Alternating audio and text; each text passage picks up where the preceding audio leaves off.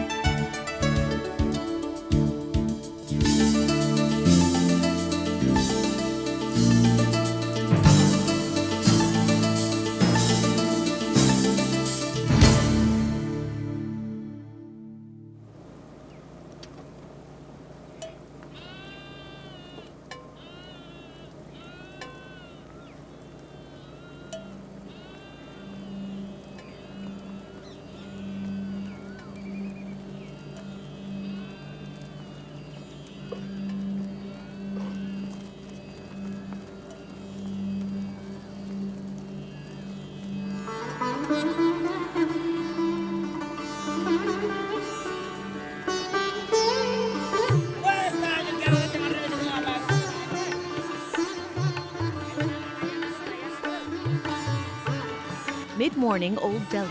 3 million moving vehicles of every size, shape, and decibel capacity hit the streets. There are no lanes, no lights, and no one's got the right of way, except the cows. And just a block away, the tree-lined boulevards of New Delhi, the capital city made green by a national conservation campaign, made prosperous by the world's fastest-growing techno-media telecom industry. India has never had just one identity. Few people, even here, have seen all of her faces. She is as mysterious today as centuries ago. You like a mystery? Come along as Mixed Plate discovers India.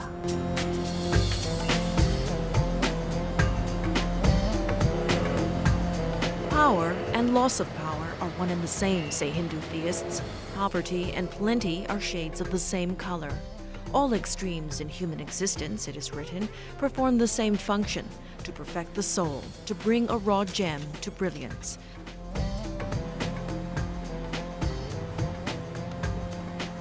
Moksha, the Indians call it, an acceptance of the human condition, the cleansing of karma through birth and rebirth until the soul attains complete wholeness, nirvana.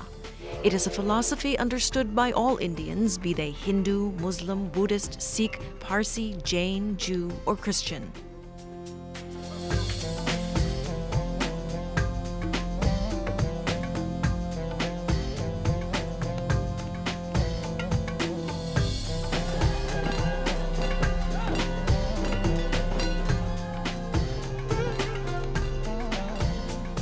Ram, Jai Shri Ram, Sri Ram, Sita Ram, Radhe Sham, Sita Ram, Sita Ram. All over God is only one God. As a Ram, today Ram is birthday. Ram Navami.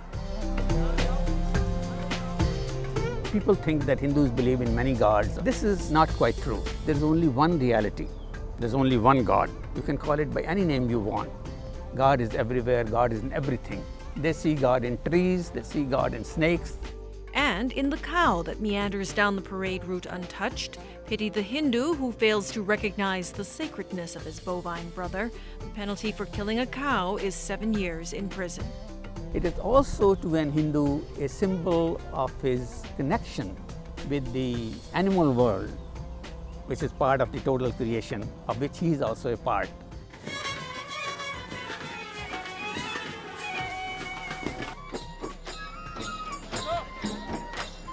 People in India celebrate everything. They celebrate life as such. Life is a celebration.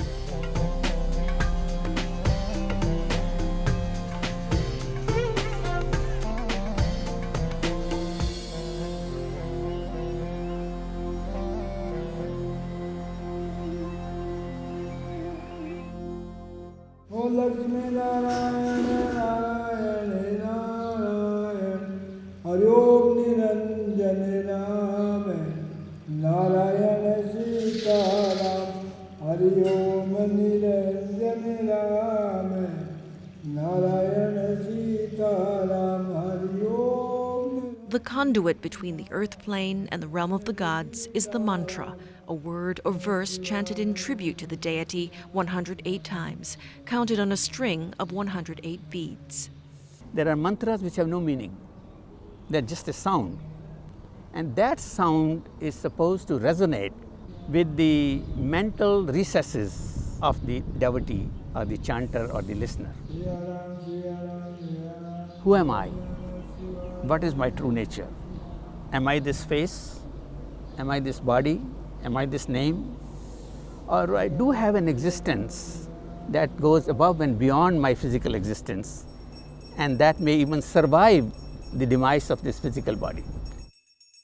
To a stranger's eyes, India's greatest strength, its spirituality, appears also to be its greatest weakness. Not so, say Hindu sages. What appears on the surface to be fatalism is simply non-interference and an unwavering trust in karmic justice. You do the best you can, and after you have done your best, then whatever comes, you accept it.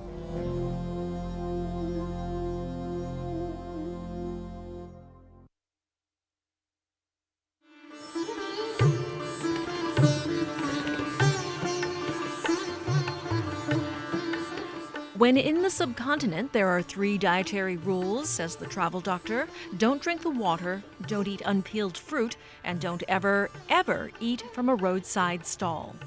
Through circumstances beyond our control, I managed to break all 3 rules within the first 24 hours. When a morsel is offered with such pride, surely common courtesy overrules common sense. And surely no bacterium can withstand the antiseptic lethalness of the Indian chili pepper, whose scent alone has been known to shrivel nasal cartilage. When in doubt, say the chefs of India, submit to tandoor, the Punjabi fire pit. But in rural Punjab, these housewives used to dig up holes in the earth and cook the breads, which was the formation of initial tandoors in India. Today, the concept is unchanged. A cylindrical oven lined with a mixture of clay and cow dung is tempered for indoor nuking. You have to season them from time to time so that the clay does not fall off. And when you have a new tandoor, absolutely new tandoor, you have to start the fire very gradually. Because if you start a very hot fire or on a very high flame, there are tendencies that you will get cracks. The tandoor will burst. And it is unfit for putting breads on the side. You can put kebabs, yes, but you won't be able to cook breads because there'll be a lot of cracks. So initially it has to be nurtured like, a baby. If you take care of it, then it can last you anywhere between 2 to 3 years. As with nearly all aspects of Indian life, food is subject to religious custom. Most Hindus are vegetarians and fast at least 1 day a week. Dietary restrictions, no matter what religion or sect, serve the same purpose, to equate the health of the body with the well-being of the soul. O sun, like a lid to a vessel, your golden orb covers the entrance to truth. Kindly open thy entrance and lead me towards truth.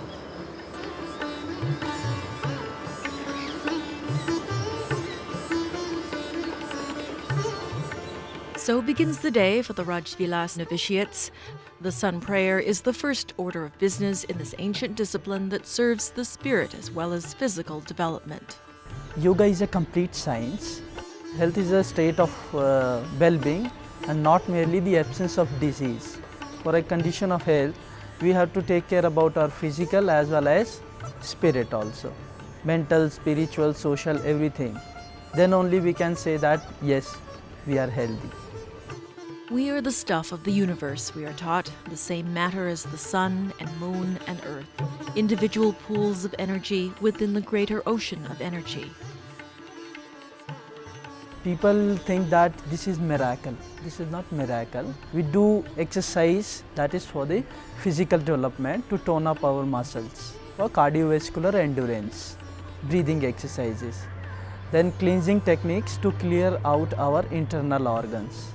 Then meditation, and then after that is the last stage is concentration, to calm down our mind and senses and for peace.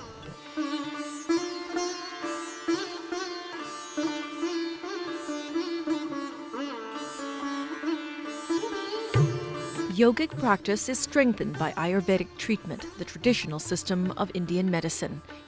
For Shirodhara, pure sesame oil is warmed over candles and released in a steady flow over the third eye. It's very ancient actually. This treatment, it's an Ayurvedic treatment and it started in the south of India. We have 7 chakras in our body and this treatment is basically to experience one of the chakra known as Sahas chakra, which is the energy point of among the 7 chakras in our body. So this treatment helps us in experiencing the energies which is in the third eye, which is between the eyebrows.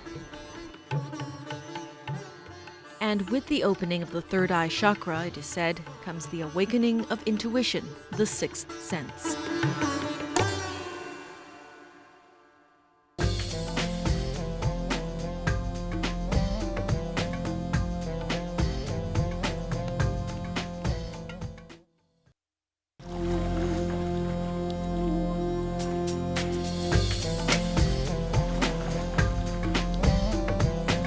In the animal kingdom, it is the male whose plumes bedazzle, but in the human realm, that privilege belongs to the gentler gender.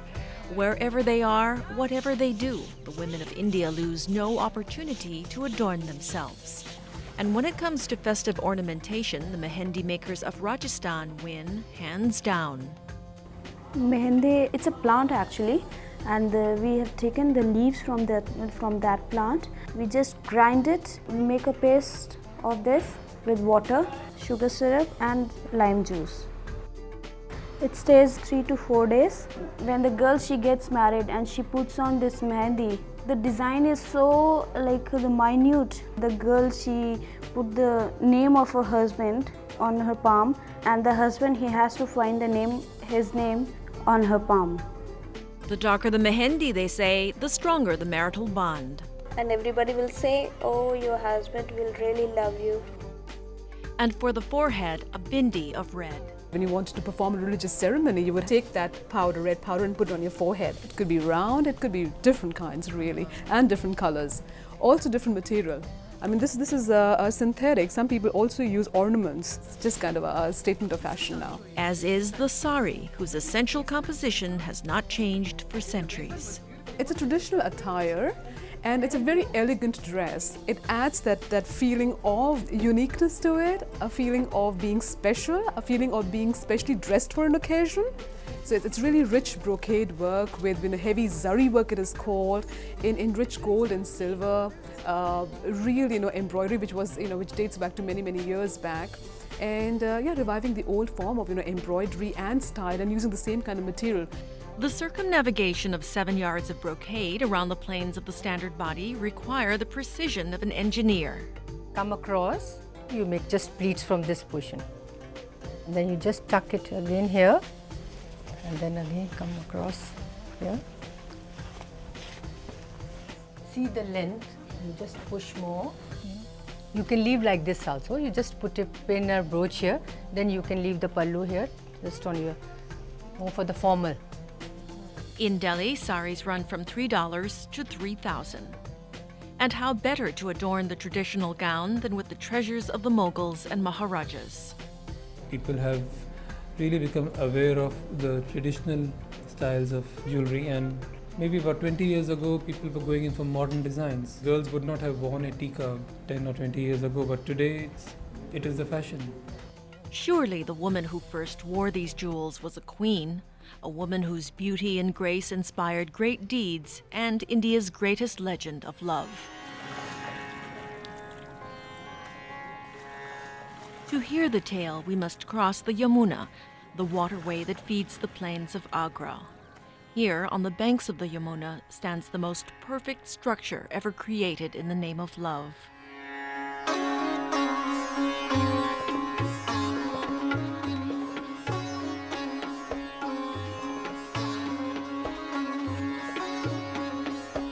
You can't get tired of the Taj Mahal. Taj Mahal has so many moods, And I think the moods are not only in the day, there's sunrise, when it's noon, then there's the evening, there's the sunset. These moods are not only for these times of day, it is for every month, every year, the Taj looks different. Your own moods actually get reflected with the Taj and makes a lot of difference. I've seen it so many times, every time I felt different. One feels proud of being born here and looking at it every day. People, when the very first time when they see it, they are speechless. They cannot imagine that they are here in one of the greatest buildings of the world, one of the greatest example of love, and this is the only example what a man can produce for a lady. The man was Mughal Emperor Shah Jahan, the lady, his wife Mumtaz Mahal, who bore a child every year of their 18-year marriage. 14 survived, but the last was a difficult birth. She was quite sick.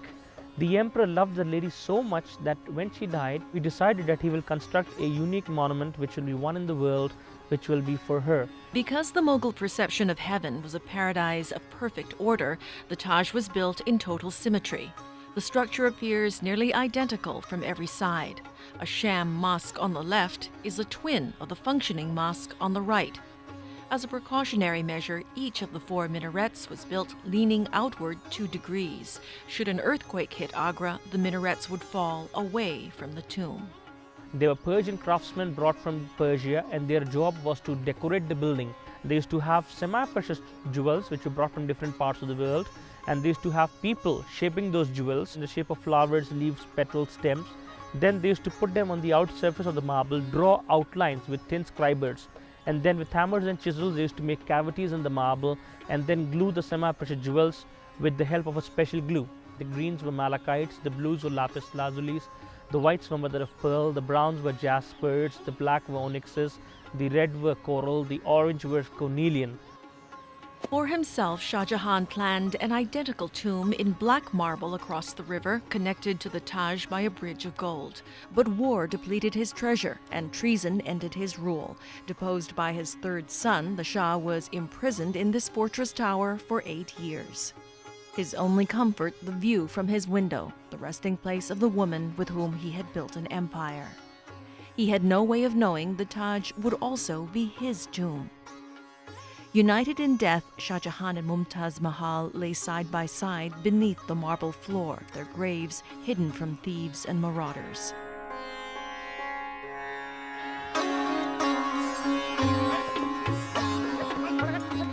And so the tale comes to an end, the day of the Mughals long gone, the last of their palaces surrendering to time and the elements. But still, on the shores of the Yamuna, stands the Taj, untouched, eternal, like the love of a man for his queen.